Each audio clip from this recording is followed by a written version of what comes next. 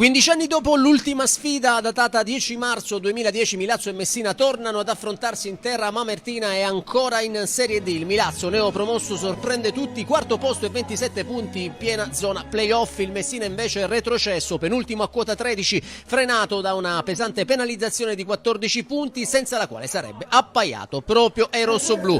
Tutto esaurito il Marco Salmeri, presente anche i tifosi del Messina, supporter mamertini assiepati anche sulle collinette attorno allo stadio per seguire un derby che il Milazzo gioca con la maglia celebrativa dei 95 anni di storia. L'attesa dura poco e dopo appena 2 minuti la partita entra subito nel vivo. Il Milazzo si rende pericoloso con una punizione di giunta che costringe Sorrentino a un intervento decisivo. Sul corner successivo Franchina prova la deviazione col destro, la palla leggermente toccata termina ancora in calcio d'angolo. All'11° ci prova Dall'Oglio con una punizione dal limite deviata dalla barriera e finita sull'esterno della rete. 4 minuti più tardi il Milazzo reclama un calcio di rigore per una trattenuta su Dall'Oglio, ma l'arbitro Buzzone lascia proseguire tra le proteste dei rossoblù. Il Messina prova a rispondere, lo fa al 21° con Bosia di testa, ma Mileto è attento e respinge. Nel finale di tempo cresce l'intensità, al 44° Moschella calcia dal limite, il tiro deviato sfiora il palo. Sul corner seguente Curiale chiede un penalty, ma anche in questo caso l'arbitro lascia correre.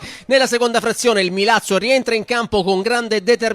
Al 50° la consueta punizione di giunta chiama Sorrentino all'ennesimo intervento decisivo. I rossoblù insistono e sugli sviluppi del corner e ancora l'estremo difensore giallorossi a salvare i suoi, ripetendosi poco dopo sulla spettacolare conclusione in acrobazia di Moschella. I mamertini continuano a spingere. Al 53° Pipitone tenta la soluzione dalla distanza, ma la palla termina di poco a lato. Stessa sorte per il tiro di Bosetti 2 minuti più tardi che sfiora il palo, mentre il colpo di testa di Moschella si spegne sul fondo. Il vantaggio sembra cosa fatta al 68°, ma la zuccata di Moschella sul cross di Marco Giunta si stampa sul palo a portiere battuto e sul proseguo dell'azione Curiale in acrobazia manda sull'esterno della rete. I legni diventano protagonisti anche al 77° quando il calcio piazzato di Dall'Oglio viene ancora respinto dal montante. Nel finale il Milazzo sfiora clamorosamente il gol vittoria all'81°, Greco da pochi passi non riesce a deviare in rete il cross di Giunta, sprecando l'ultima grande occasione della gara. Finisce così 0-0, un pareggio che permette al Milazzo di salire a quota 28 punti e confermarsi in zona playoff,